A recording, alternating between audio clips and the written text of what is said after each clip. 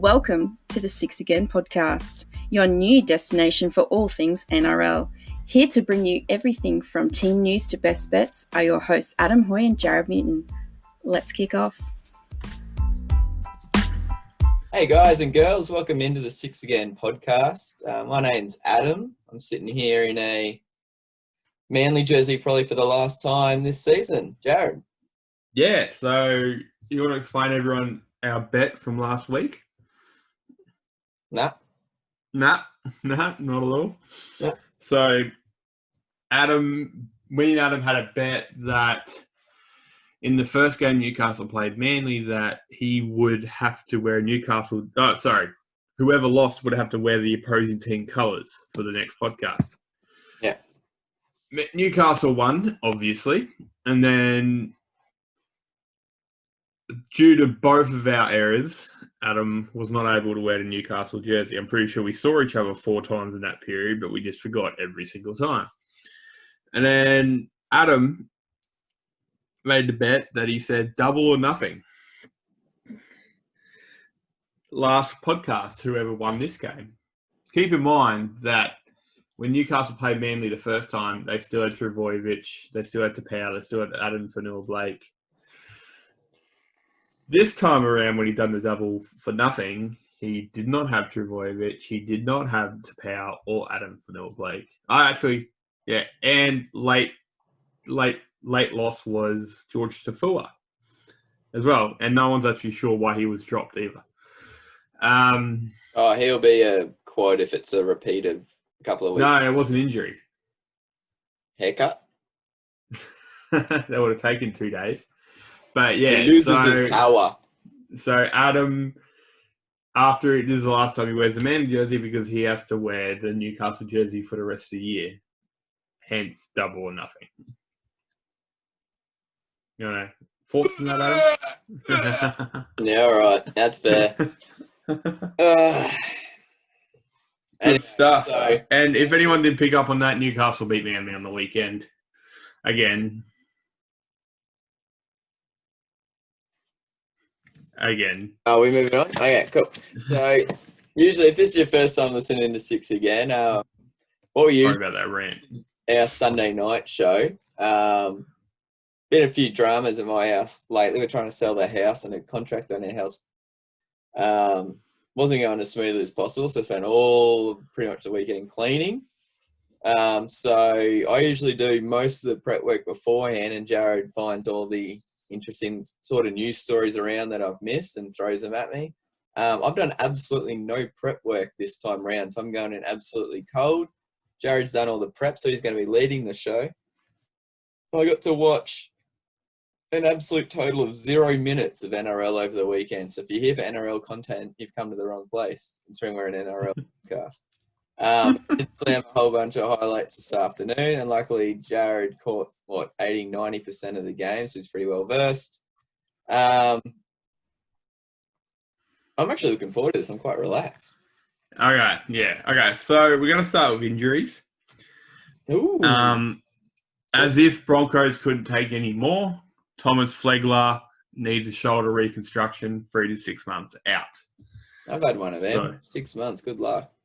Yeah, so look, they got he'll have better care than you did. And he'll probably look after it better than you did as well. I was very good with my shoulder. You played football like a year later. And also, Jake Turpin is out with a broken hand for 4 to 6 weeks until that heals. So, essentially, you could say definitely Flegler's season's over. Jake Turpin, look, if he's out for 4 weeks, are they going to really risk a reoccurrence of a broken hand for 2 weeks of games? Maybe you got to give it to the young Broncos guys. Like, they're learning real quick from the more senior guys. Just jump ship as quick as you can. Like, if you have to get injured, do it. Just get out while you can. So, and then you got for Sharks, Sean Johnson. Hurt his groin. That is to be confirmed. There is a chance of him playing this weekend. Same with Josh Dugan. Done his knee. That's also to be confirmed. A big loss potentially Jai Arrow's last game of the weekend for the Gold Coast, done his shoulder.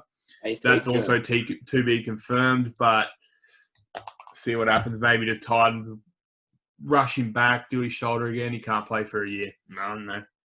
You don't need and AC then Dale on the Copley. Gold Coast. Sorry? You don't need an AC on the Gold Coast. Dale Copley tore his pec. Yeah, out for another. Good. See you later. He won't be back to the start of next season. Longer than that for a pec. It's only 8 or 9 months. Oof.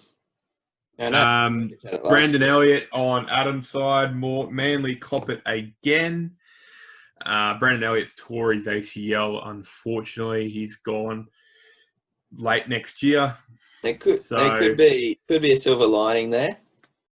Who'll be your next fullback? Garrett? Albert Hopewadi. He just went to the Warriors, so you got to pull him back. Huh? He got transferred to the Warriors last week. Transferred? Yeah, so you might have to pull him back after not even playing a game, but yes. Loaned. Oh, gee, when he said transferred, I was like, no, he got loaned. I didn't think he... Yeah. Jesus. Yeah, no, it's a loan. He got loaned to the Warriors next week for the rest of the... last week for the rest of the year. I'd see him pulling him back. If he pulls him back, if he doesn't, you got Garrick. You've got... Well, they could drop Garrick back and put Abbas Miski on the wing. Yeah. Josh Mansell lookalike. If anyone saw the pictures of the weekend, Joel Thompson fork tongue. I watched that game. For some reason, he was bleeding the entire game. They just let him keep going. Like, is that a thing anymore to blood bin? But whatever. Sorry, I missed Sean Johnson. He actually has a pretty infected bite mark on his arm. Let's leave that alone. Bobby Gong Shark. Joel Thompson, fork, tongue. It depends on the healing. I'm guessing because he played on Sunday. Right now, it is swollen and he cannot talk. Bad news for Melbourne with Dale Finucane calf muscle, tore his calf out for up to 6 weeks. Come back around 19, 20 finals, around about that time.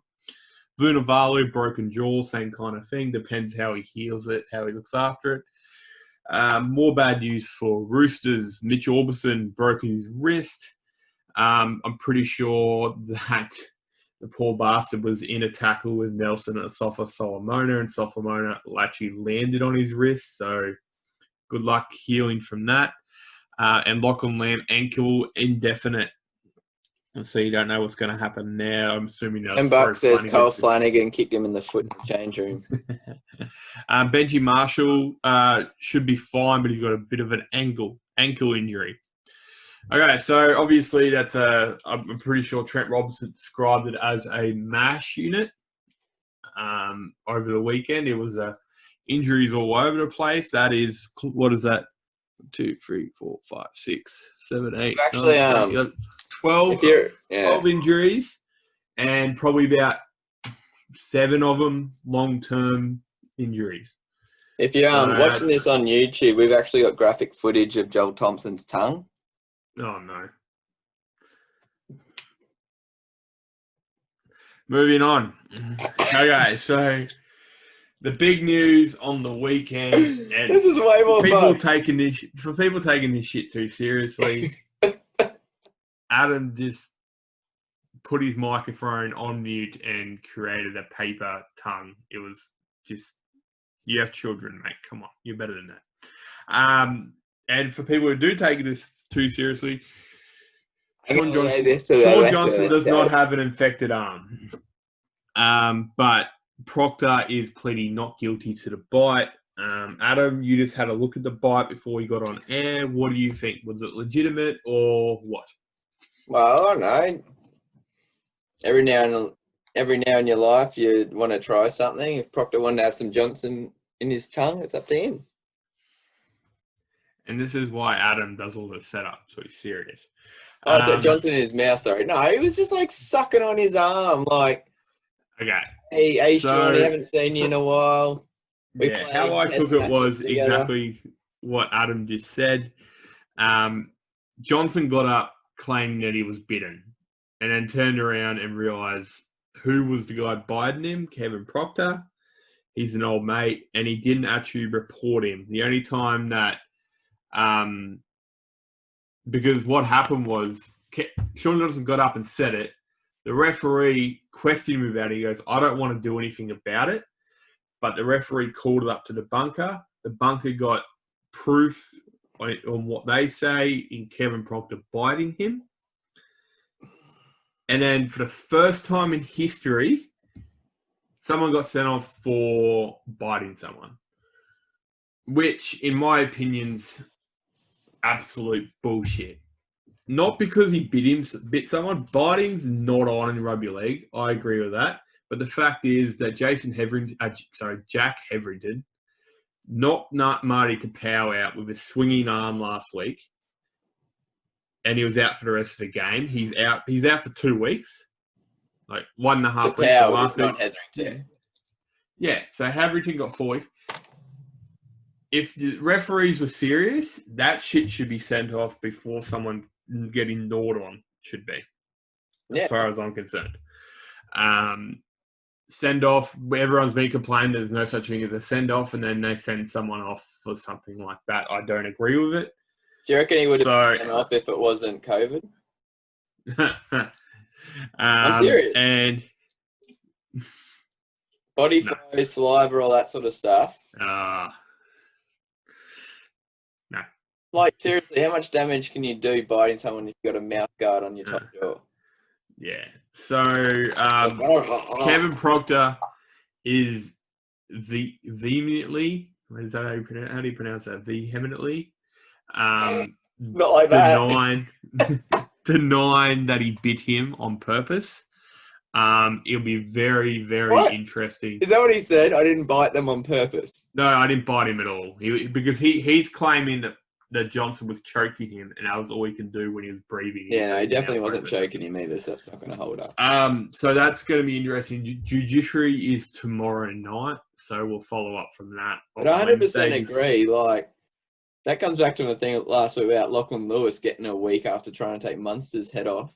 Yeah. And then Addo Carr to a lesser extent. And then Hetherington, getting 10 the bin, but you rub someone's forearm with your mouth guard and tongue and you get sent off. Yeah. What if he does that as a head high? I don't know. But yeah, so it because he was sent off, it's referred straight to judiciary. There's no pre-shit. They just go, mate, 8 o'clock at night, you're coming to judiciary and we're going to rub you out for a few weeks.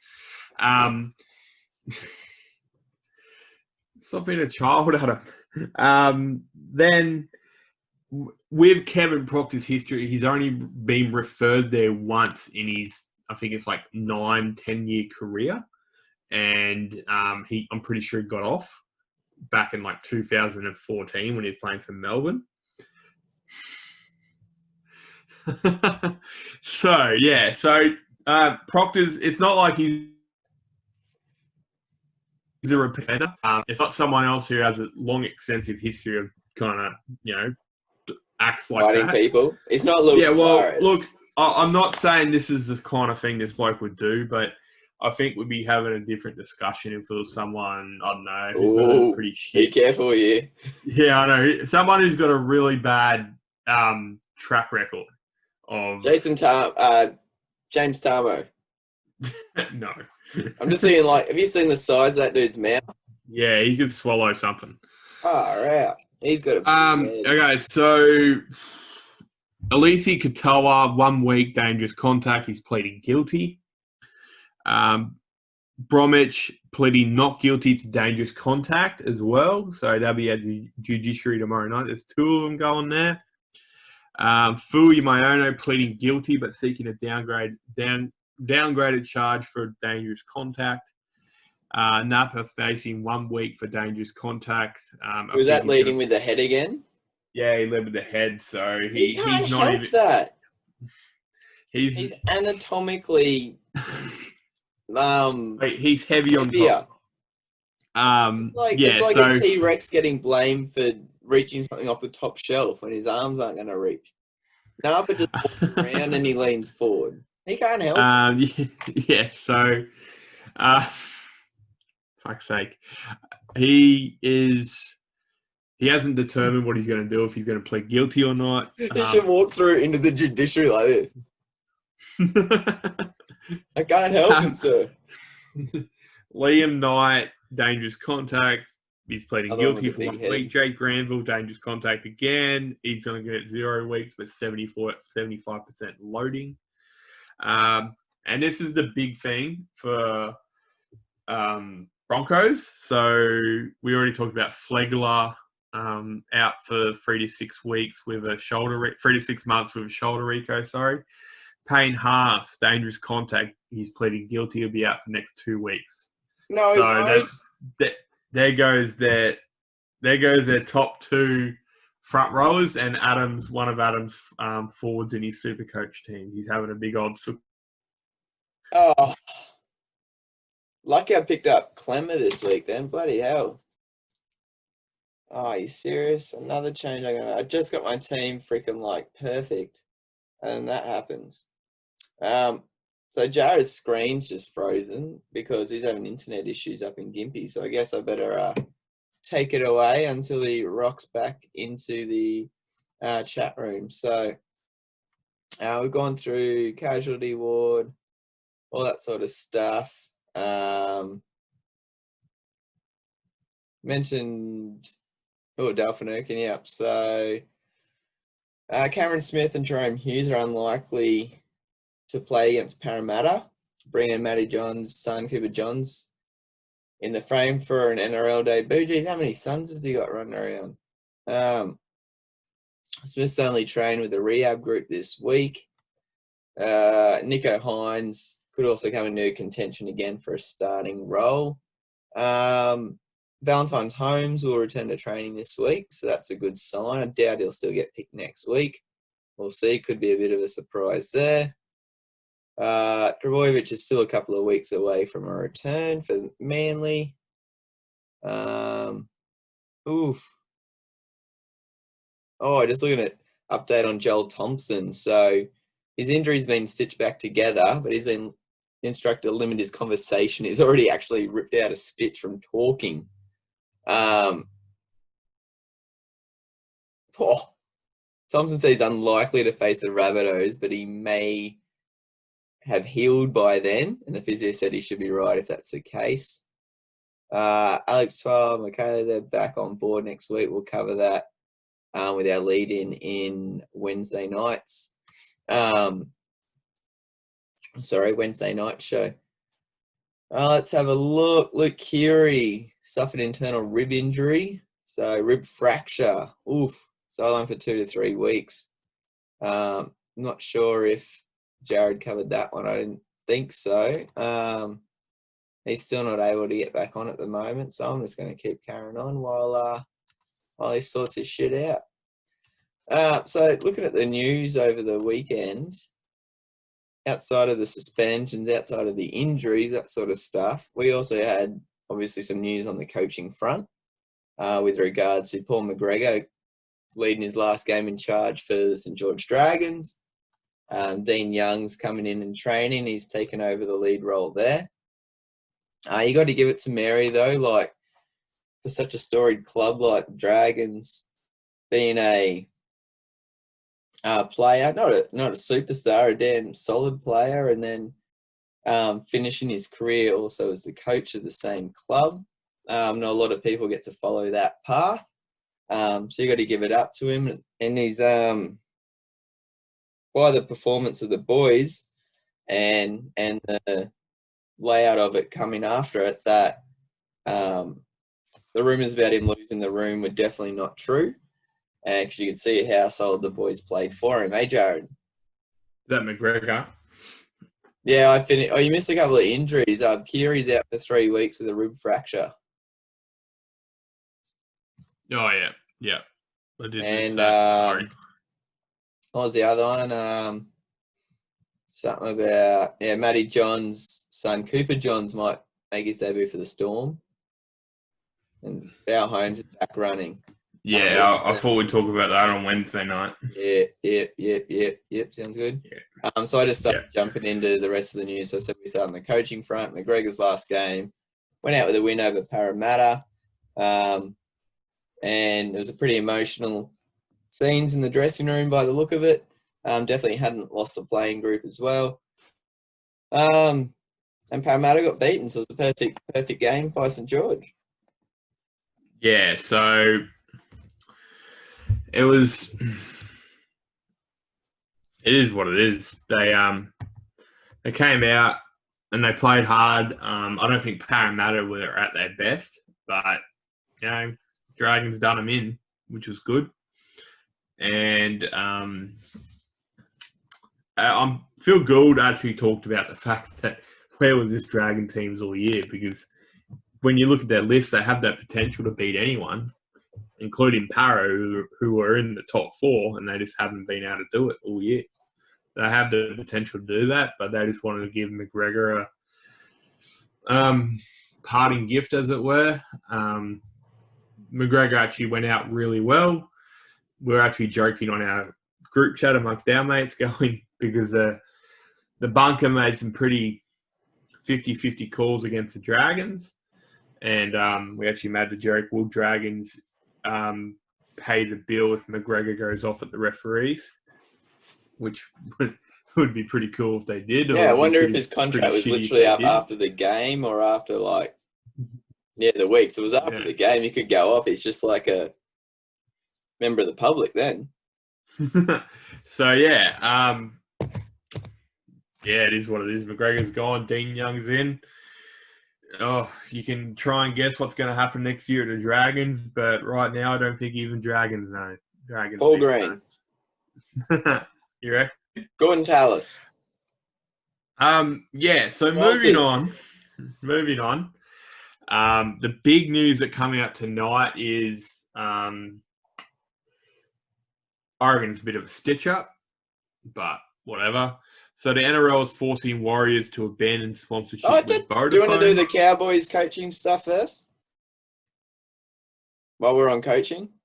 So what's going on with the Cowboys? No one knows what's going on with the Cowboys. Kevin Walsh has come out and said that they've lost his number because nothing's been said, done, or anything like that. Well, supposedly the Cowboys, they've been receiving applications, but they actually went and reached out to Craig Fitzgibbon down at the Roosters and said, we want you to come on as head coach, without Fitzgibbon even putting in a resume, as it were. And he said thanks, but no thanks, just based on his word to the Roosters and the club down there. But it's a pretty big statement to make, considering he's not going to be a head coach there anytime soon, you'd think. Yeah. Adam O'Brien went through the same thing as well. He rejected 3 clubs who did the same thing to him before he got the call from Newcastle. Craig Fitzgibbon might... Yeah, so just depends. Why would you be saying no, you'd think... I can tell you right now. I can tell you why right now. Every year there's 4 coaching positions open up. It's not 20 years ago now where a coaching position... No. I'm just saying, why... If there's a position open up in the NRL, the Cowboys would have to be one of the top destinations to go to for a coach right now, wouldn't it? On the surface, yeah, but you got to ask what happened to Paul Green. I'd say on the surface is what happened to that team, because Paul Green's already proven to be a good coach. Yeah, I'd say as a coach, you're coming in there, your job isn't on the surface. Your job's below the surface. If on the surface everything's good, then that's sweet. Because you look at a team like Manly, on the surface it's not great. You're playing at Brookie. You're in the you're on the northern side of Sydney, where it's freaking expensive. You got crappy traffic. You're going back. You go to Townsville. You got a brand new stadium. You're outside the media highlight bubble. You've got an awesome place in Australia to live. You've got a damn good roster still. the underlying issues, but that's part of your job to fix those.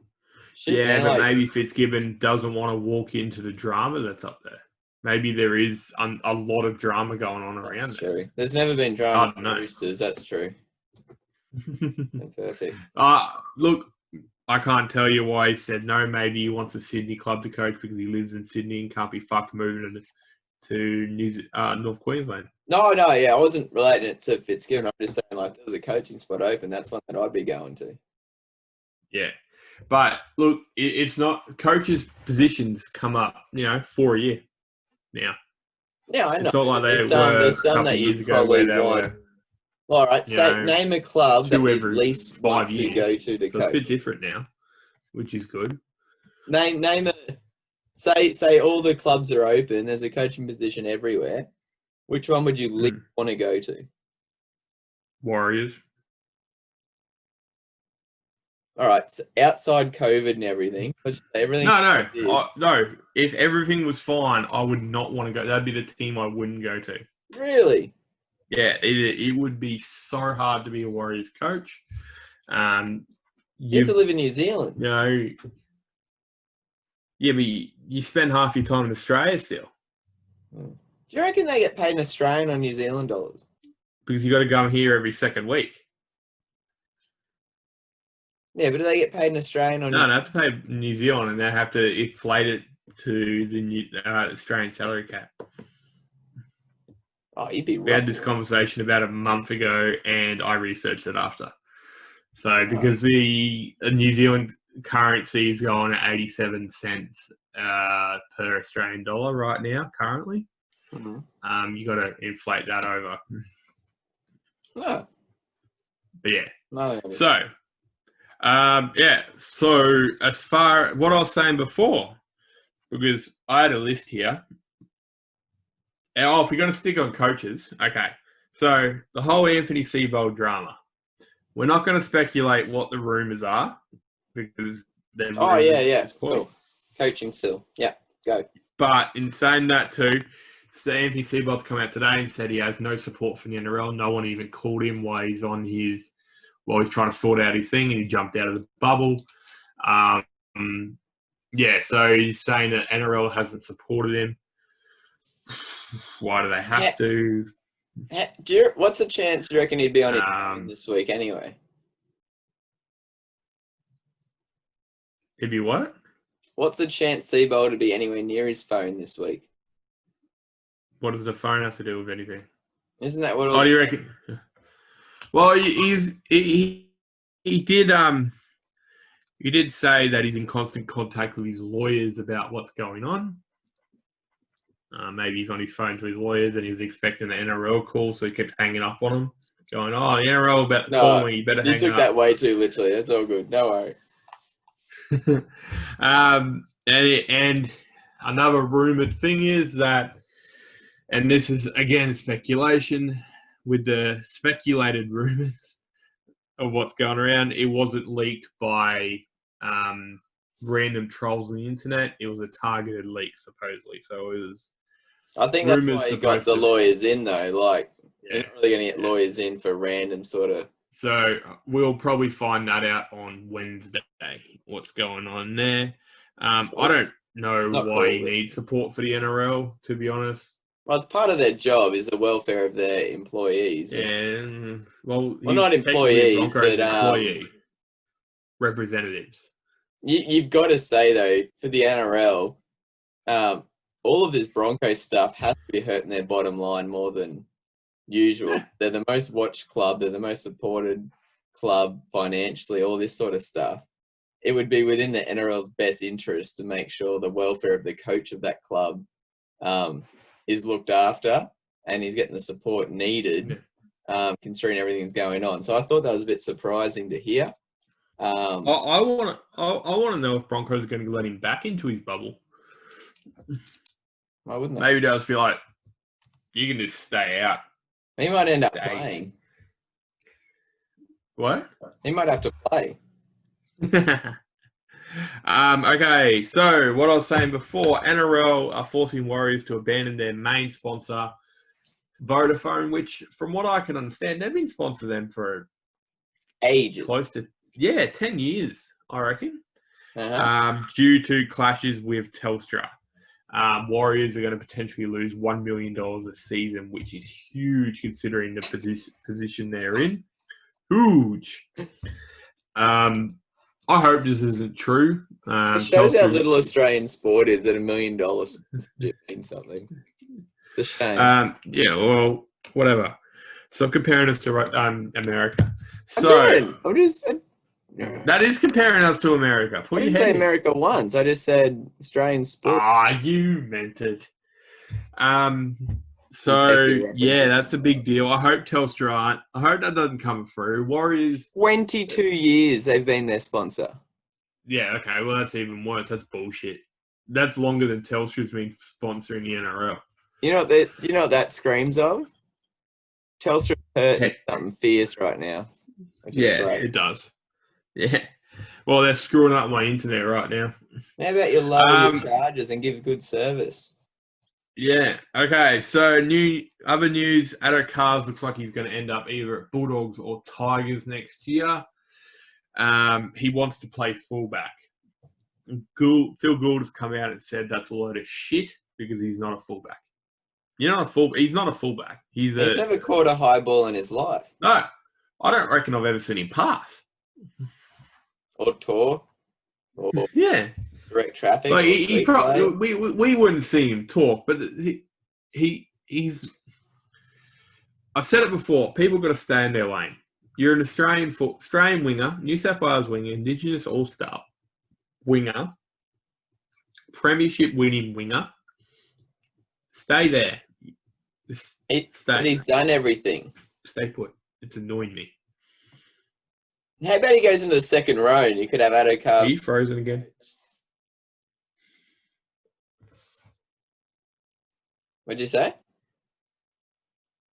No, don't worry. Addo Carr versus Corey Oates in the second. So I'm not happy about that. Gould's not happy about that. I don't think Gould can really talk on that. He's a Warriors employee now, isn't he? What does it matter? Oh, sorry. Anyway. Going to fullback at what does it matter? Dogs. Okay, so that's all the major news. He wouldn't push out Dewey, would he? Yeah. I don't know. I like you could see like when Latrell went, the only concern that people brought up was fitness because no one questioned his ball playing, no one questioned his size, his ability under the high ball, all the actual fullback stuff. It was positioning and fitness. Addo Carr's going to have the fitness, but there's questions about everything else, I would say. Yeah, so that, like fitness Latrell can earn. He can get there. We all know it. He's been fit before when he played for Australia, when he played for New South Wales, and when he won one premiership, the Roosters, he didn't win the second. So he can get fit enough under the Roosters. He proved that already. And like you said, no one questioned him in any other aspect of being a fullback. Addo Carr has got everything, has got the fitness, but nothing else. It's Can you imagine him trying to hold up someone over the line? Yeah, I reckon he'd be pretty strong. He got both premierships. I thought so. No, okay. Okay, so another thing I've done is I've broken the top 10 down. Oh, of let's the go one current more. NRL. Oh yeah, sorry. Warriors Penrith game. Tossers in the grandstand doing racial comments towards Brent Naden. Oh yeah. Kicked out, putting a video of them doing dancing, whatever.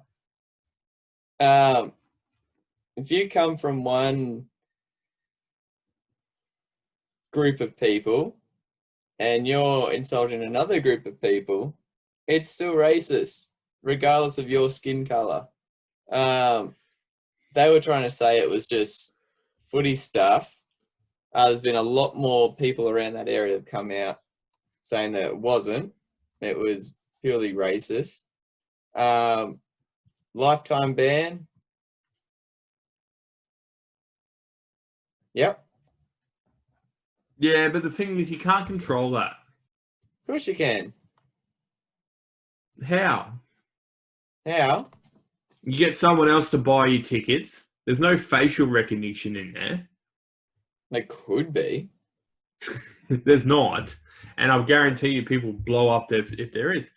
It's impossible now to ban someone for life because the sheer numbers they want in a game. So, look, I went to a game the other week. I bought the tickets. They're under my name. The person I was with, they wouldn't even know who the person I was with who came in with me. I like the idea of having pictures of them up on billboards and entryways and all that sort of stuff. Oh, look, shame the shit out of them, but I doubt these days they can do anything about it. It is what it is, unfortunately. They can fine them, which they should be, and I don't agree with what they did, and I think they should get a lifetime ban. I just doubt they can uphold it. There you go, guys. Technology out there. If you can find a way to do so, kick them out. I'd rather watch footy in front of an empty stadium than with 10,000 races. Yeah, that's 100% correct. But yeah, like I said, it'd be very hard to uphold that life ban. And by the sounds of these blokes, they'll make it a game trying to get back in. To be honest, they sound like they're gonna, do what I just said, get someone to buy a ticket, sneak in, and sit there giggling to themselves about what they did, and they'll probably do it at the next Penrith game. Unfortunately. And they'll probably. I'm not going to say that.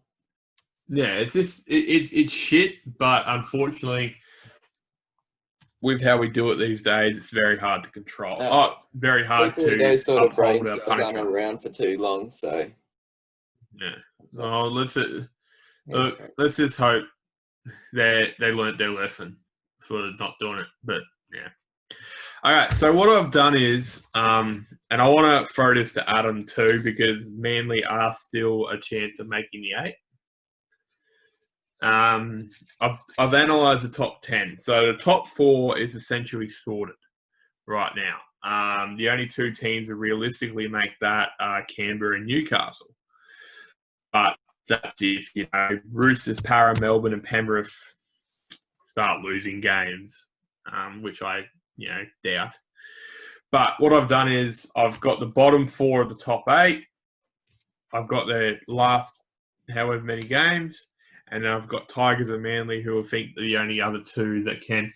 But just so everyone knows, there is a 4-point gap between Rabbits at 8 and Tigers at 9, which with 6 games left, it's 100% doable.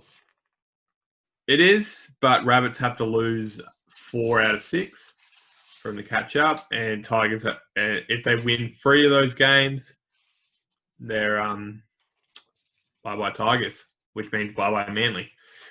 But yeah, so for the Canberra, they're 5th. They've got Titans away. They've got Dogs home, Roosters home, Dragons away, and Warriors home. So out of those 5, they've only got one game they've got to play against the team who's in the top 8 currently. How many home games have they got? 3. So that's only against the Roosters. You'd think they'd beat the Gold Coast. Haven't we got 6 rounds left? Yeah, so I've only done 5 for now, but that's by the last one. By the last one, they'll be sorted anyway. I forgot. Okay. But yeah, so look, but you'd think they're going to be Gold Coast. I put triple or nothing that going into the last round, there'll be like 4 different things up for grabs. Yeah, but in saying that too, you won't know that to the last round, and we can analyze and I'll forget by then because that'll be so much more fun. They should beat Titans. They should beat Dogs. Dragons could go either way if they keep the running form, and you can't pick how the Warriors are going to go. So you'd assume that Canberra probably won't get past 5th right now. I don't think they'll get ahead of the Roosters or Parramatta at this point. Unless Roosters really start dropping, which they can with their injuries. Newcastle. So they've got Cowboys at home this weekend. Then they've got Warriors away, Sharks at home, Roosters away, and Dragons home. So they've got 2 in the top 8. And that's Cronulla and Roosters. Both of them could. Cronulla are week by week. Yeah, well, I want Roosters to go far in the finals. So I'd love to see a three-peat. But they've got to get everyone. What? I want to see Roosters. I wouldn't mind seeing Roosters get free. What's wrong with that? What's wrong with you? They're the best team in the competition. They deserve it. Right now, they're not. Yeah, but they'll get everyone back. But I'm hoping they don't get them back in round 18. Let's put it that way. I'd say Sharks and Penrith are in the best form in the top 8. Sharks and Penrith. Melbourne. Melbourne are up there. They've won the last 3 games by considerable margins. They're doing their thing. Yeah, and then so Newcastle should be above 50% on their way home, I reckon, playing those teams. So Cowboys, Warriors, Sharks, Roosters, Dragons, and I think they're playing Gold Coast in the last round. So they should be above 50% in the last 6. All right. Should be. If they best case scenario, then you reckon's 8 points. That's 25. Mm-hmm. Yeah. Cronulla, they got Penrith away, which is going to be a really good game this weekend. Actually, I'm really looking forward to it.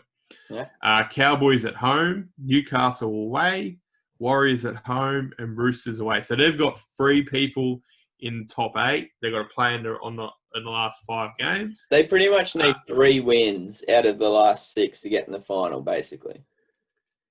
Yeah. Rather get 22 points. Cronulla could be a really big dark horse in this comp. They've got a team there. They've got a really good team. And Moylan's in form. Johnson's, if Moylan gets back and is in form, Johnson's currently in form. There yet either. Yeah, he'll be playing again. And then you got Fafita's coming back. He's had a couple of weeks. So if they get their full strength side in the park, you got Graham out on that edge. Like, they can be a big dark horse in this competition. And if it comes the way it's going, if the finals were this weekend, you'd have Cronulla versus Newcastle, which right now Newcastle wouldn't beat them.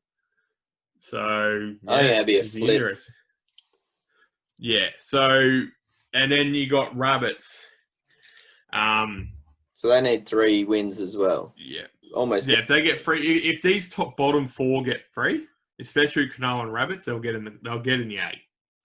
That stops them. They've got Manly at home, which that's a big deal for Manly. If they get that's one game they've jumped on them if they can get there. Para away, that's going to be Storm at home, and Tigers away and Dogs at home.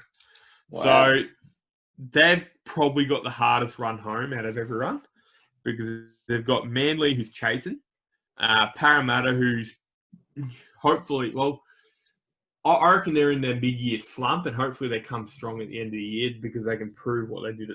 If you know what I mean? Like, they've gone. You explained it best a couple of weeks ago. I think it was last week. You said that Parramatta are playing bad and probably in their worst part of the year, but they're still winning. They're still finding ways to win.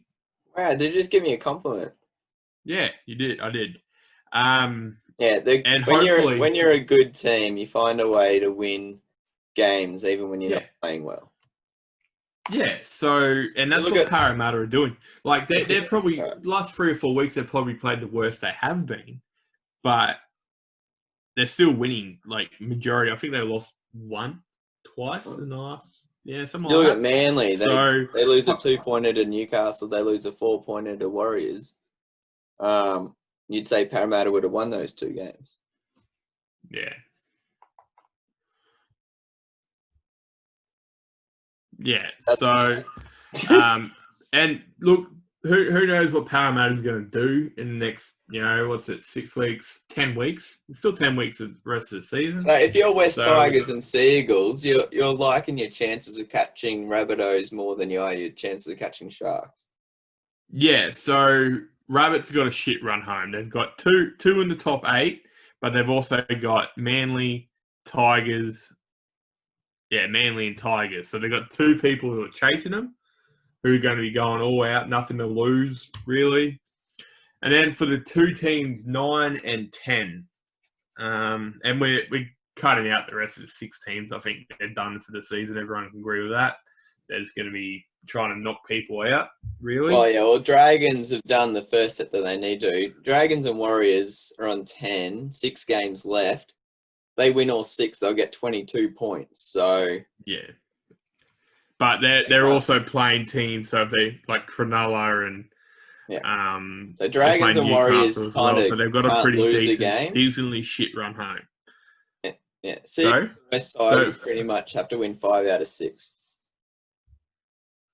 Yeah, and for Tigers, they've got Roosters, they've got Penrith, they've got Manly, they've got Rabbits, and they've got Storm. I'm pretty sure they've got the So hardest. theoretically, they can only drop one of them. Yeah. Yeah, they've got 5. I'm talking about the bottom 4 of the top 8, and then these 2. So these people have Tigers have 5 out of 5. 5 out of 6 are what people in the top 8, and then Manly have Rabbits, Storm, Tigers, Dogs, Titans. So even if Tigers pull off the miraculous and get into the finals with that run home, you'd think they'd be burnt out by the time they get there. Theoretically, because that is horrible, that run home. Like they're up against Storm, Penrith, Roosters, and then they got Manly and Rabbits. Like, fuck that. Yeah. And so even if they do make the top 8, I highly doubt they will. They'll be burnt out by the time they walk onto the field in round 1 of the finals. Sounds good.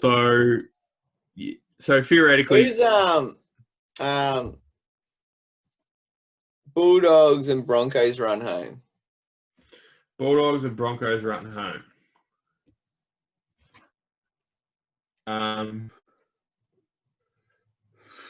Let's see. For the next 5, Bulldogs have got Warriors, Canberra, Gold Coast, Manly, and Rabbits.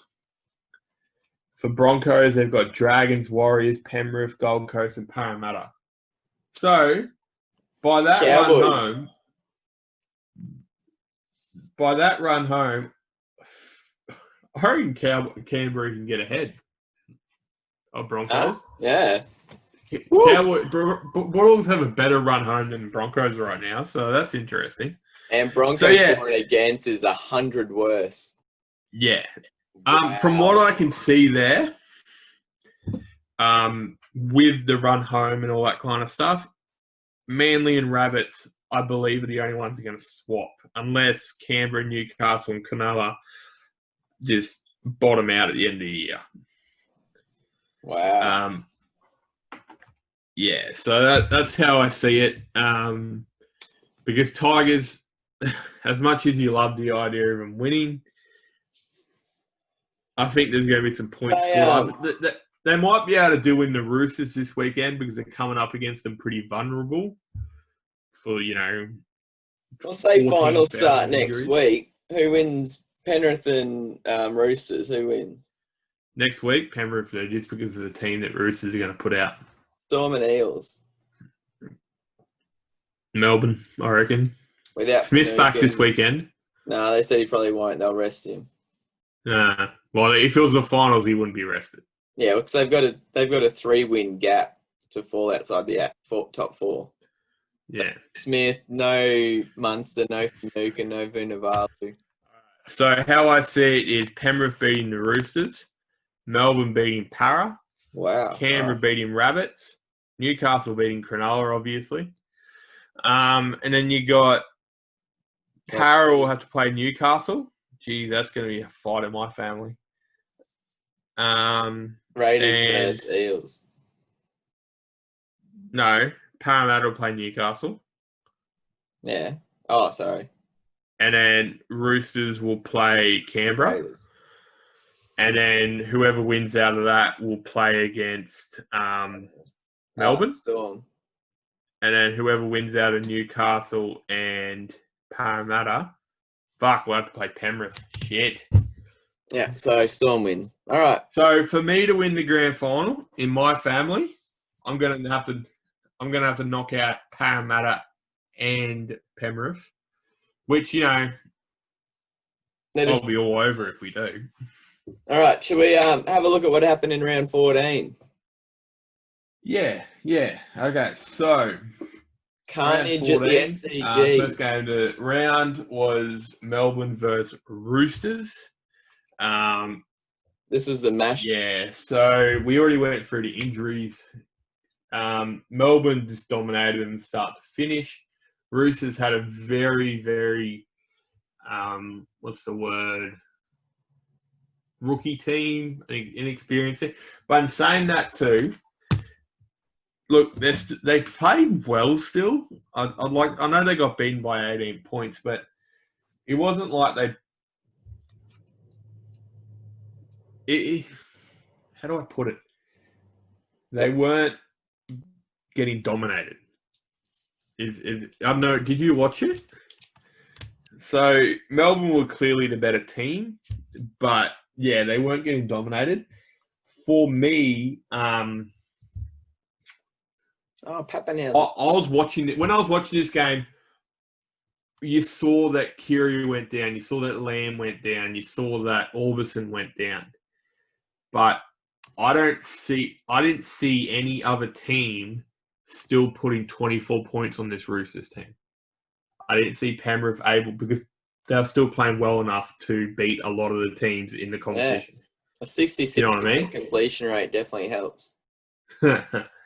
Nah, it didn't look that bad in the game. And they've still got Corder to come back. They'll get Sonny Bill in 2 weeks. They'll get Morris brothers to come back. They'll get, I'm assuming, Kiri come back. I'm not sure.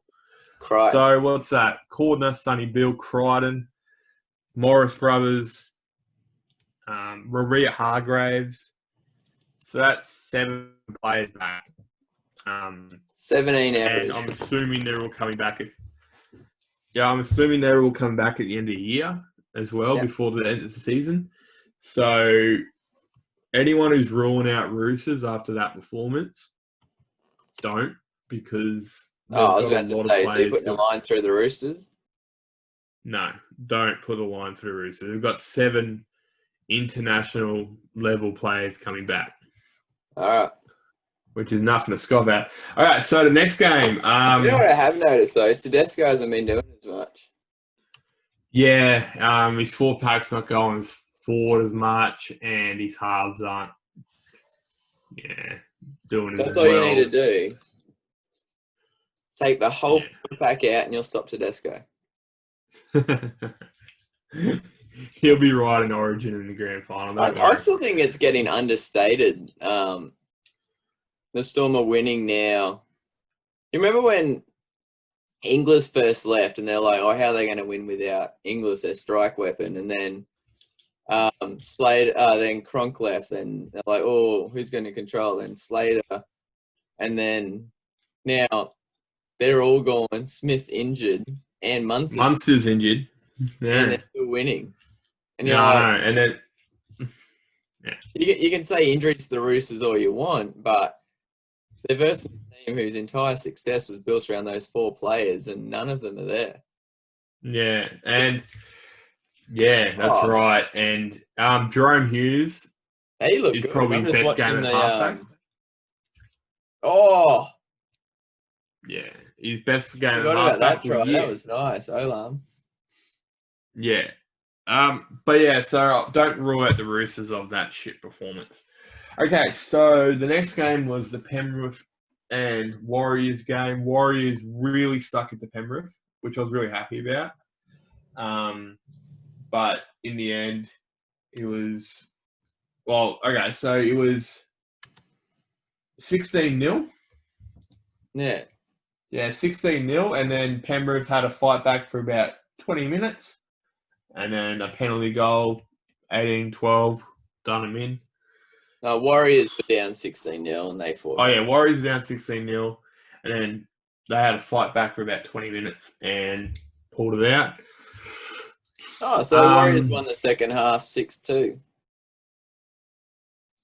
Yeah, so Nathan Cleary came out and said, yeah, he's happy they're winning, but he doesn't think they're playing to their potential. They think they can do a lot better than what they're doing, which is scary for a lot of teams. But when you look at this score, I know it was only 20 minutes of the game, but when you have, if you're down for 20 minutes in any finals game against Melbourne, against Roosters, against Parramatta, if they're attacking correctly, they could put 30 points on you in 20 minutes easily. Some of those teams. So I think that's what Nathan Cleary's alluding to. They've got to play for 80 if they're going to win the grand final this year. I think on a game like this, it's hard to look at your completion rates because when you get 58% possession, you're having the ball pretty much 6 minutes out of every 10. So you've got a higher chance of making mistakes, but they still completed 88%. So it's 42 of 48 sets. That's pretty freaking good considering you're having that much ball. Looking at the tackle breaks, 42-10. Yeah. Had over Warriors. Holy crap, 600 more meters. Yeah, so much like they dominated without the scoreline. Yeah, and which they did dominate. It's just for that 20 minutes they just fell off, and that was the problem. 10 forced dropouts to 1. Yeah. So when you look at those stats, Warriors shouldn't have been that close. Good on you, Warriors. Okay, so the next game, it was down to the wire for a fair amount of the game. So Corey Thompson scored in the 4th minute. Cronulla won 30 points to 18. Did he skip and a then game? Dugan and Talakai scored in a 5-minute period, which skip a put game? it down to 12-6. No. What about the Eels Dragons Friday night? Oh, the Eels Dragons. Yeah, I did skip a game. I'll keep going with the Cronulla one. All right. So, sorry, guys. So, yeah. And then, so they scored 2 tries in 5 minutes. And then they came back and blew them off the park. It was 12-all at halftime with a 40th minute try to Jarrod Wallace to Titans. And then in the second half, they just blew them off the park, where they scored 1, 2, 3 tries in a 10-minute period. So that kind of blew them up. Oh, see you later. That done Warriors to the game. And then they got a consolation try through Keegan Hipgrave to make it a 12-point difference. I didn't actually get to watch this game, but from what I understand, Gold Coast are a lot more improved from now that they were at the start of the season. Jamal Fogarty is owning that number 7 jersey for Gold Coast, which is really good. Legit. Yeah, and he's a late bloomer for a debutant. He figures 26 or 27 or something like that. So yeah, good on Titans for improving so much. Cronulla, Let's have a look. They're sneaking up in the top 8, like I said. Boom. Yeah, like I said, Cronulla could be a potential dark horse in this competition with the team they have. They just got to keep them on the field. You got Dugan, Moylan, Fafita. That's $1 million, over $1 million right there to sit on the sideline every 3 weeks. It's just not good enough for a team of that caliber to have that much sitting on the sideline. So, and Hamlin, Ueli, and what's his name? Who's that big fella? Who's that big fella? Royce Hunt. Oh, Royce Hunt. Royce Hunt. Yeah, Royce Hunt for Royce Hunt for Cronulla is They found two Fafita lookalikes in size and how they move, but that's probably their biggest problem. They've got that much money sitting on the sideline. It's not like they're getting long-term injuries and playing for 20 games straight. They're playing for 4. I just saw Jairo and his AC injury. That hurt. Boom. Yeah, poor guy. I hope that's not his last game for Gold Coast because I think he deserves a win for a send-off. He's been there. That's a good. He's been there. Try by Jared Wallace, ran through Toby Rudolph, ran through Will Kendi, and ran through 3. I'm just watching the highlights here. Yeah, first time I've ever seen his face.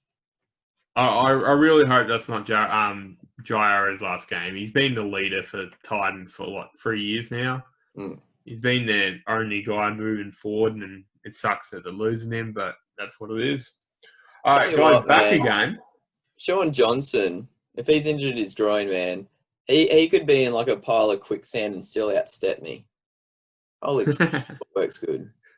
Yeah, he is. He's incredible. Nathan Cleary's come out and said he can't wait to get to play him. He loves playing against him because Cleary was always around Sean Johnson as a kid when they used to live in New Zealand, when Ivan Cleary was New Zealand's coach. And he loves the idea of playing against his mentor, which is really cool. That'll be this week.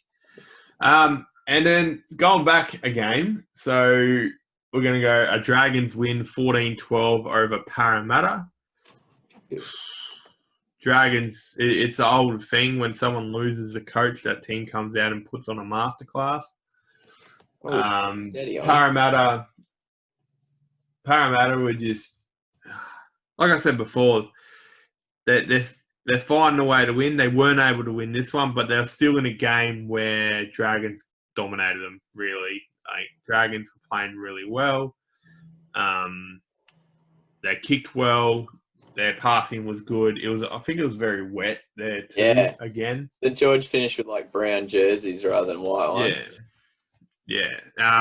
Paul Most McGregor. fun games to play in. Cam McInnes gave Paul McGregor his jersey at the end of the game. Paul McGregor is also going to go. He's stated publicly he's going to go to see his dad, who's been quite sick in hospital, but he hasn't been able to see him. Yeah. I think he just, at the end of that, because he actually sat on the sideline and let Dean Young do most of it, most of the coaching in this game, because he's going to be taking over anyway. I didn't see that. I reckon by the end, when that game ended, he just took a deep breath and said, it's over. I've done what I can. See you later. And I reckon he just got hammered with the boys in the change room and on the bus on the way home. He would just would have got blind. And then, like you said, he's going to get out of the bubble, go to a few pubs, have a few beers, and go see his dad, which is, I'm going to go to pubs in Sydney. Well, he could do more than being in the NRL bubble. Yeah, that's right. I see what you're saying, yeah. Yeah. Oh, man. Oh, Ravalawa. Hey. Wasn't in. This is great. Okay. The middle game on Saturday night.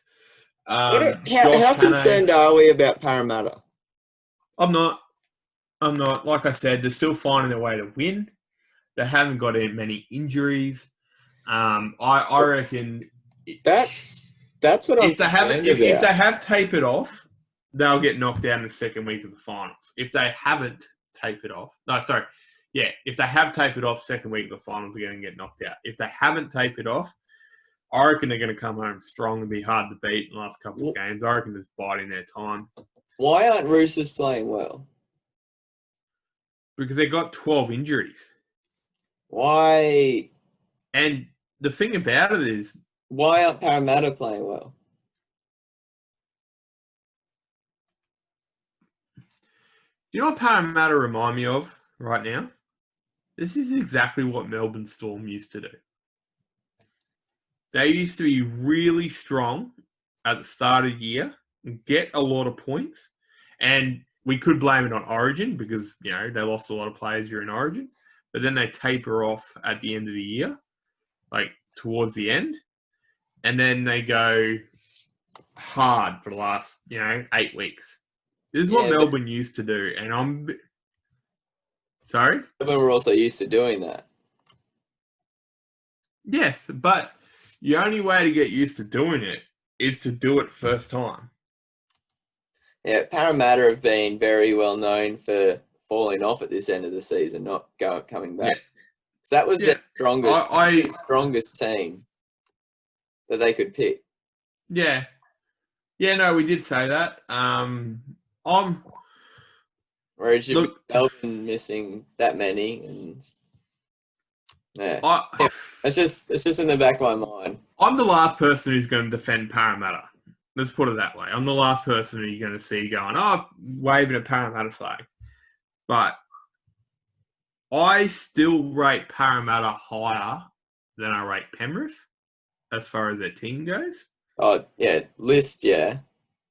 No, just not their list. I know what you're saying, because the Penrith have been looking really good as a team. Yeah, but I reckon Parramatta on their day is better than Penrith on their day, and Parramatta's best game this year is better than Penrith's best game. Yeah. And their worst game is better than Penrith's worst game. Penrith haven't had a worst game. They've had what? No, they have. They have had a worse game. And that was against Newcastle. They were absolutely horrible, like diabolical. Like Newcastle were down to 14 players in the first 10 minutes. They ended up drawing with them, but they shouldn't have. It was just, and they didn't have Ponga to going into the game, and they lost Pearce and they lost Brayley. No, Watson. What about Parramatta against you guys? They beat us, didn't they? 10-4. Yeah. And we were bad that game. We were really bad, actually. We should have beaten them that game. All right. What's better, Parramatta's attack or their defense? Attack. Attack's better, you reckon? Yeah, and that got proven because I'm pretty sure they lost against the Roosters, but that was one of the best games of the year. All right, so this is their last few games. 12 points, 14, 18, 18, 10, and 26. That's their last 6 games. Okay. How many points they've scored? Yeah, I just think they're not done. They belted the Cowboys.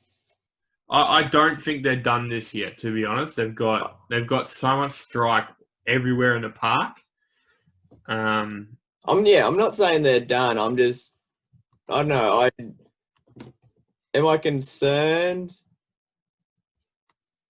Yeah, a little bit, considering they've got Storm and Penrith in the next 2 weeks. Sorry, Storm and Rabbits. Look, they're both at home. Well, I'm not saying they're dropping out of the finals. Obviously, they're not. But I think they're sort of running out of time to click back into gear. Yeah, but they've still got. Theoretically, they've got at most right now, because they're going to make the finals. They've got 8 games left. Mm-hmm. You see, that's a lot of time to get back into. That is, but they're 8 games at full strength, and Melbourne and Roosters should only get better with people coming back. So I don't know. That's I'm just paranoid, because at the start of the year, I'm not even counting the start of the year. I'm counting after COVID, to be honest, after the break. From what I saw from Parramatta, they were not better than Roosters, but they're up there in their attacking style, in their defense, how they did it. I know they can do it, and I haven't seen Penrith to that level yet. No. And that's just me. Except for when they ripped Manly apart for like 24-0 or something in half. Yeah, no, I just Roosters and Parramatta, their attack was so clean. And look, Penrith, I know this is a hard task, but if you shut down Cleary and Kickout, see you later. It's harder, and that is Penrith right there, 100%. Like, you can call Stephen Crichton in. He's 18 and he gets put in position a fair amount. He is a great finisher, but he's not going to create as much as Kickout and Cleary are. Roosters, when they're at full strength, they are dangerous from every point of the park. You can't shut down one or two players and they're gone. Yeah, and that's the same with Para. You got Marnie up front, and you got Nathan Brown punching in the middle. You got Junior Paulo doing offloads all day, and then you got Wonga, Blake, and Jennings. Jennings at the start of the year anyway. See, I don't know. I reckon with Parramatta, everything like.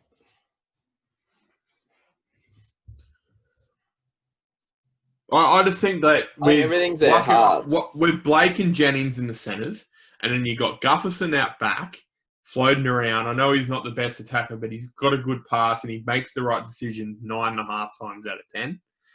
I just think that if you compare, and I'm not even going to talk about Melbourne because everyone knows so much about Melbourne, but they can't stop them anyway.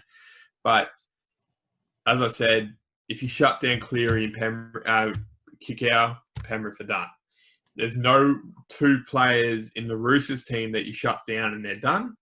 There's no two players in the Penrith and the Parramatta team you shut down and you're done. And that's I think is the difference between all three teams.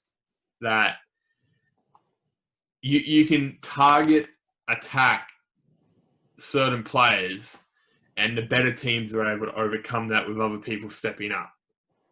But I don't think Penrith have that. Does that make sense? Yeah, I still reckon in Para you shut down Brown and Moses and they got nothing. But a couple of weeks ago, when Moses wasn't playing, yeah, but Gufferson destroyed. It was Gufferson. And then when you said that bad game against Newcastle, Nathan Brown won that game for them. Personally, Nathan Brown killed Newcastle through the middle. I also think one thing with the Roosters, their halves don't play one side, and neither does their fullback. Yeah, but you can still work on shutting them down. Yeah, I know, but they can just scoot to the other side. Whereas if you... Yeah, but that means both sides have to work on shutting them down. Yeah.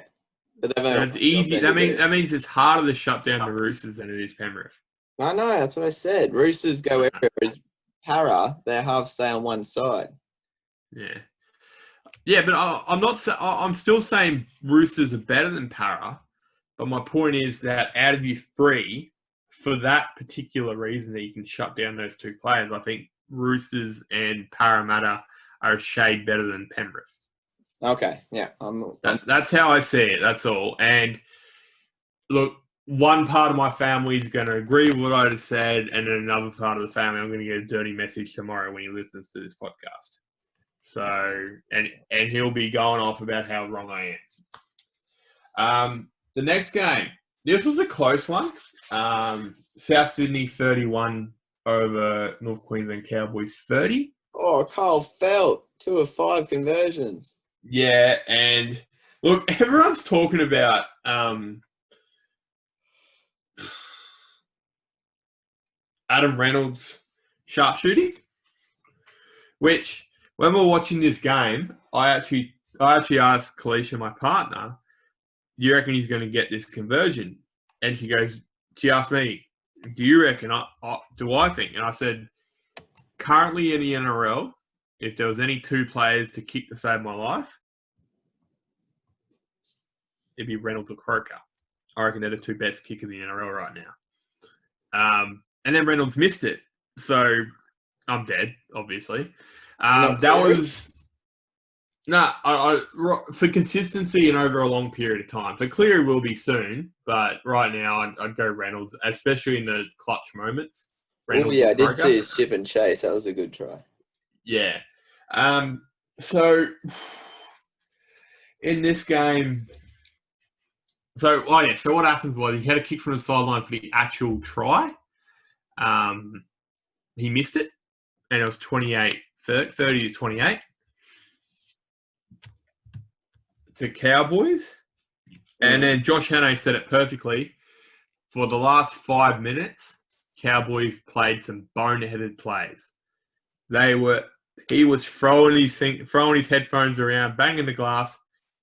Cowboys did not finish that game, ice it out, and they still had Morgan in the team.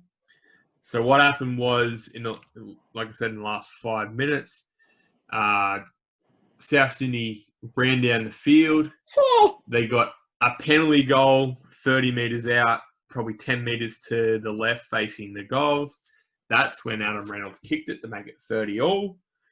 And then in the next, Cowboys went and kicked off. And for 3 tackles in a row, the Cowboys were trying to strip the ball off South Sydney instead of pinning them down in their own end and holding out for golden point or trying to get, not let them kick a field goal. There were 3 runs there where they made 20 metres excess and 2 offloads in one run. Put it down there. You got Adam Reynolds sitting there, slotted it for 30 metres out.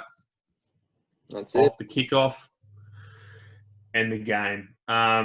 As Josh Hannay said, boneheaded plays. Like, you understand what the Cowboys were doing, but if they had a strong leader in there, which they should have because they had Morgan there, he would have told him, deep kickoff with Kyle Felt, keep them there, don't let them pass their 40, get them to their kick, see what happens. I'm just watching Habit They out. tried to strip it so many times in that last set, and with one person on you, no one on the legs, he just kept moving and moving, rolling down the field, and end the game for Cowboys. That's all you can really say about that game. They just didn't play smart the last 10 minutes. They had every other opportunity to win the game, and they didn't. I was just watching Habit feed out that crossfield kick to him, making the other winger look like a prop. He's a freak. He's fast. He is. That's Jackson Paulo, that he was up against. And he's a runner too. That Jackson Paulo. Wow, he didn't even look like he was doing anything. He literally. Yeah, he doesn't look like he's moving quick, does he? He had to stop and then start again from scratch, and shit balls, he's fast. I've watched it 3 times now, and I'm still going, wow, that guy is quick.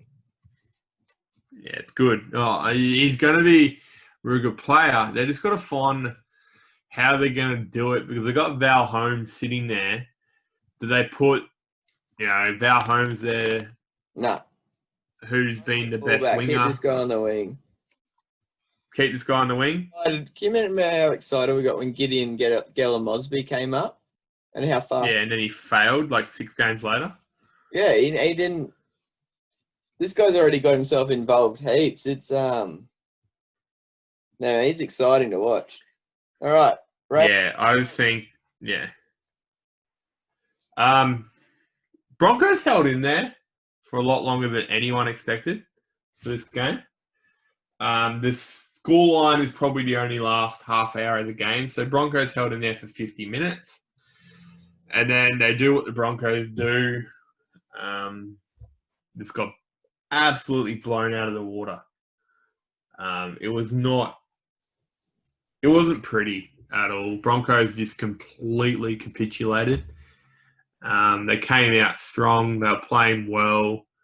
And then half-time happened. They sat down, and 10 minutes after half-time, they just got rolled. And it was just... what do you say that we haven't already said about them? Like, honestly. It's so... How much did Seabold talk about their... Nothing. Seabold wasn't involved. Oh, that's right. Yeah, it's Peter Gentle. Is he going to talk about their resilience?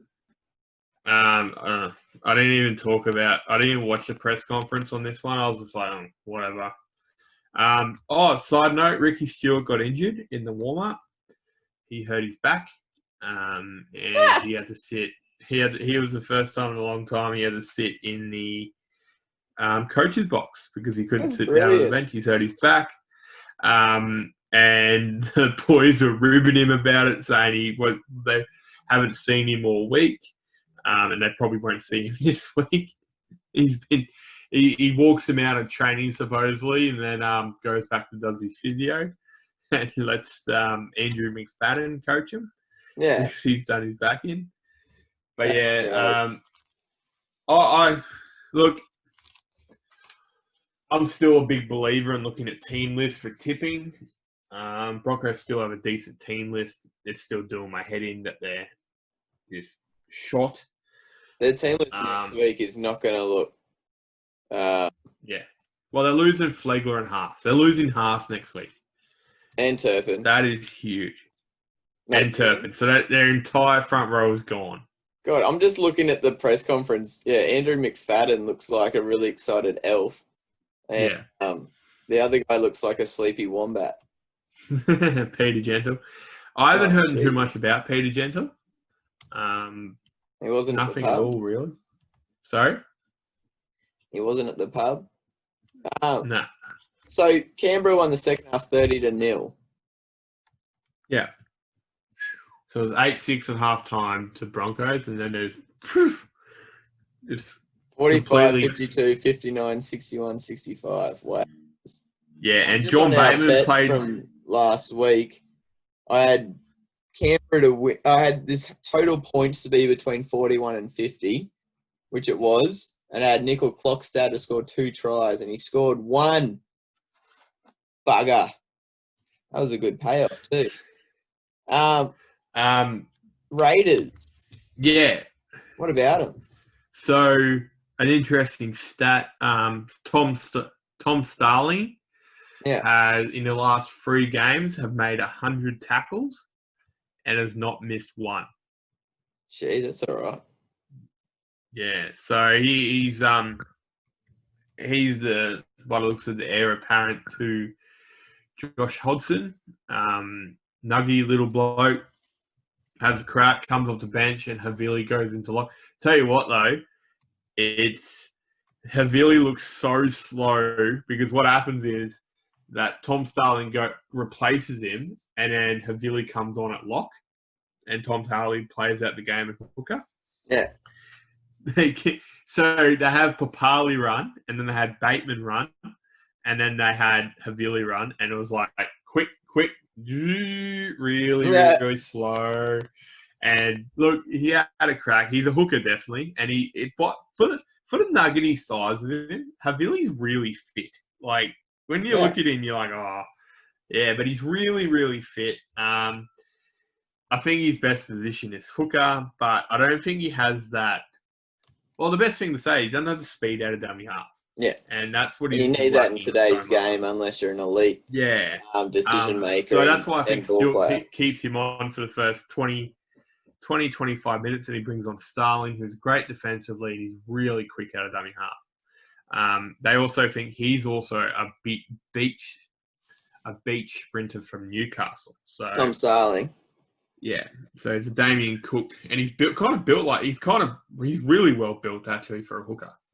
All right. So the next game, Adam, you want to take this one? A completely underrated and understrength Seagulls almost beat a full-strength Knights team, but just couldn't get across the line. They're not full strength at all. They've got 10 major injuries, thank you very much. Damn. But yes, you are correct. I was actually thinking because Manly got off to a quick 12-0 start after about 10 minutes. I have a theory of how to beat Newcastle, and I'd like to throw this out to everyone. Sorry? Score more points. Because in this game, they were missing Fanua Blake, they were missing Tapau, they were missing George Tafua, Travojevic, that's Tom, Dylan Walker. And they lost George Tafua in the last hour before kickoff. So if you want to beat Newcastle, knock out 80 of your players, and we'll think we're going to walk over and beat you, and then we'll fucking lose to you because we just don't have a crack against teams who have lack of who are losing a few players, because it's really starting to piss me off. Sounds good. like and I'm not trying to be mean to Adam, but with the teams on the team sheet, we should have put 30 points on you without you scoring much. To be honest, we got Morgan. Sorry? And Sean Kepi. Sean Kepi and Pisaka played really well up against Clemmer and Safidi. Yeah, played really well. Kate Cuss was on one leg the entire game. Design try of the year. I really liked how Ponga played in the weekend. He was damaging everywhere he went. He just didn't have anyone around him. What the hell is Reuben Garrett? Only game that he kicks all of his conversions and we bloody lost. He's come back into form, mate. And I think if we had Bradman Best, it'd be a bit different because Tuala and Shibasaki, they just missed that, I don't know, what do you call it? Ability? I think. No, that's a bit mean. No, I just think they missed that game-breaking. Build. That's a big one. No, skill. Tuala's really strong everywhere he does. He's consistent. He's like a heart rate, just like turning along in the minimum heart rate, where Bradman Best like spikes when he needs to. If you know what I mean? Adam's digging a hole. So he's so flat, which is consistent, but it's boring as batshit, and we don't have a attacking vibe out of Shibasaki. So you felt bad about saying a lack of ability, and your justification to say no, that's not what I meant was calling him a flat pulse rate. Yeah. He's safe. He's safe. He just doesn't have that game-breaking ability that he's Brad Parker. That's all you had to say. I was actually kind of disappointed in Newcastle Jersey. I was actually kind of disappointed in your mate Moses Sully. I think he had a really good chance to be really damaging out on that back row. On that edge, and he dropped the ball about 3 times. I remember one was a huge one. There was no one around him for about 5 meters, and he just dropped the ball cold. Stay consistent. I think he could have been better. Reuben Garrick had an all right game, considering he had to jump back to fullback.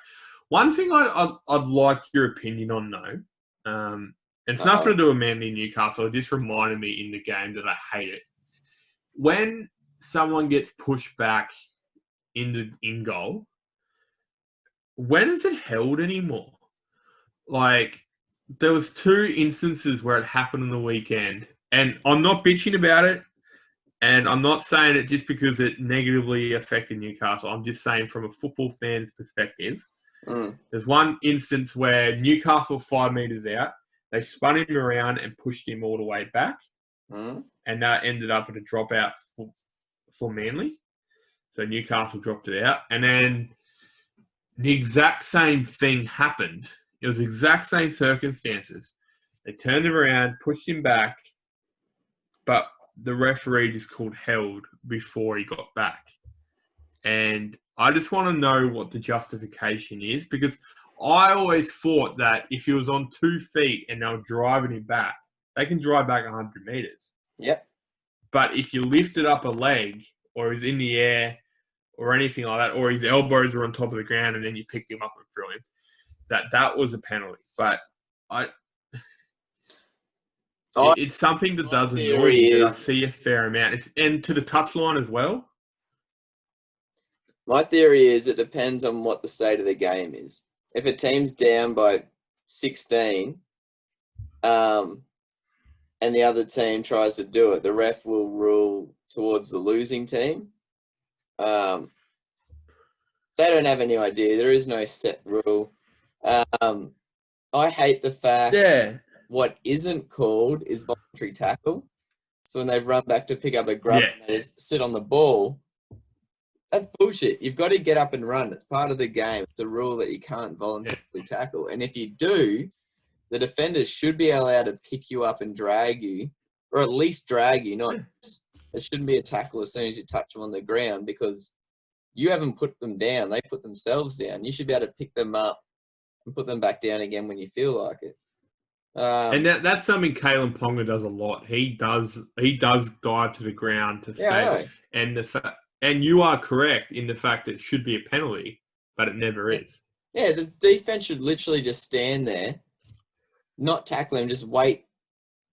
Just wait. Because as soon as he gets up, then pick him up and take him back 10 metres. He's not the heaviest dude in the world. If your feet are on the ground, you've put yourself into a bad position. You should pay for it. Yeah, I just don't like.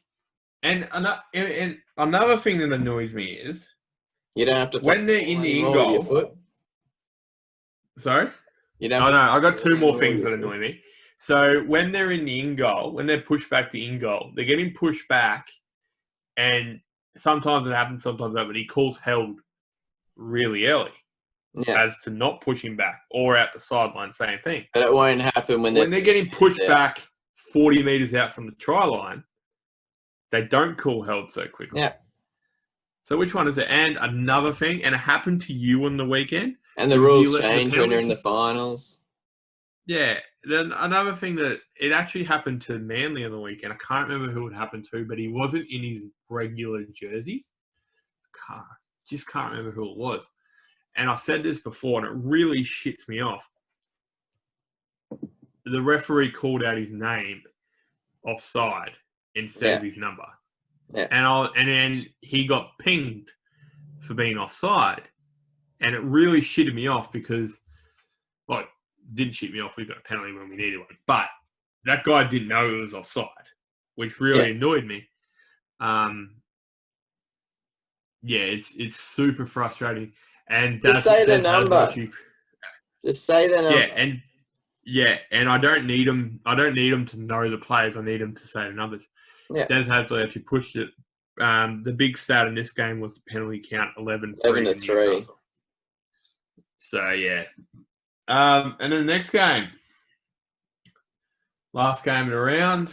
Game of the round. Bulldogs came close to doing in the Tigers.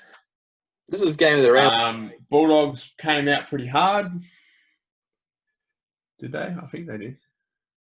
Well, it was funny. Like we talked about, what a great thing to finish Sunday on. Yeah, it actually felt like it went on forever for me.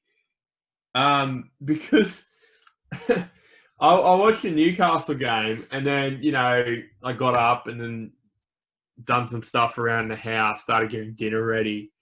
And it seemed like I was doing a lot around the house, but the game was on for so long because it seemed like a really slow game for that reason. It seemed like it was dragged on forever.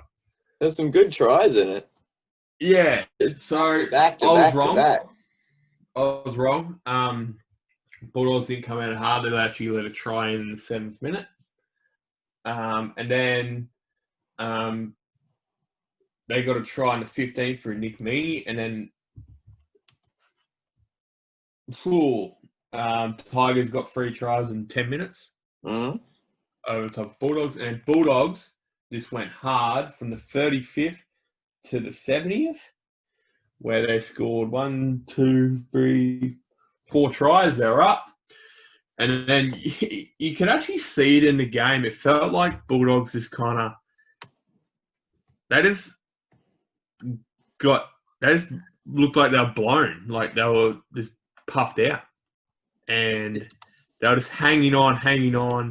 And then Lewis scored. And then it just got a goal. And then they got a penalty goal in the 76th. Just kind of blew the whole thing out. Did you see Norfoluma running like smoke? Just step on the inside. They could hardly touch him, then just gives the ball to Garner, and Garner just strolls over.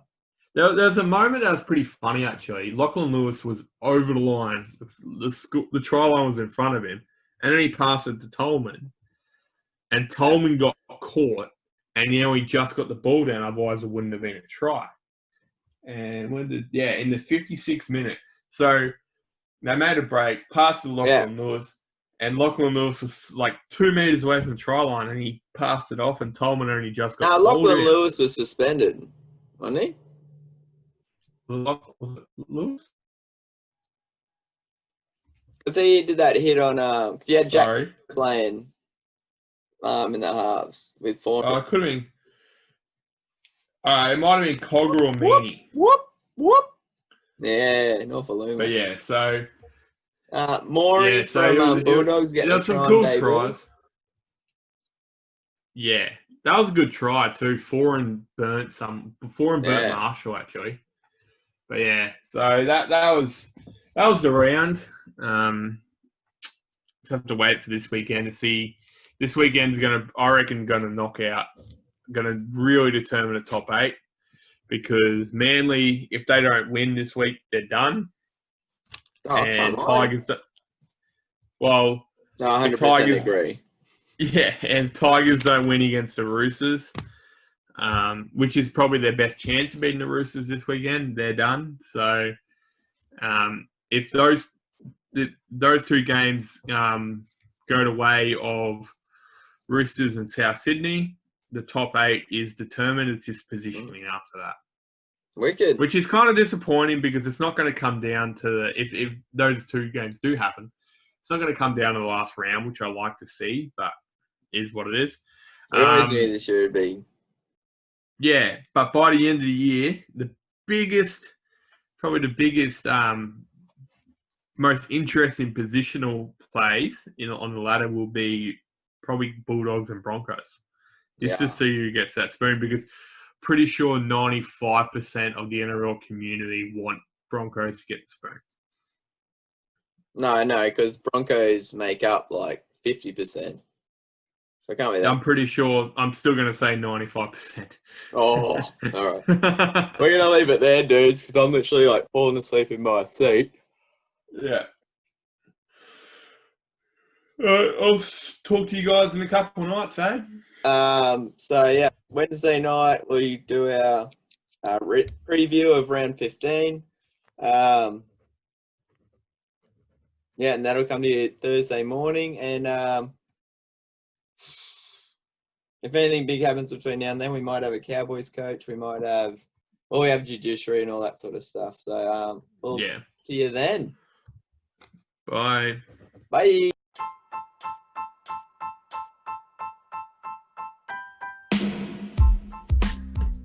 Thank you for tuning in to 6 Again. Connect with the show on Twitter, Instagram, and the 6 Again website. All links via the show's bio. Be sure to check out Adam's Craft Beer Choice of the Week.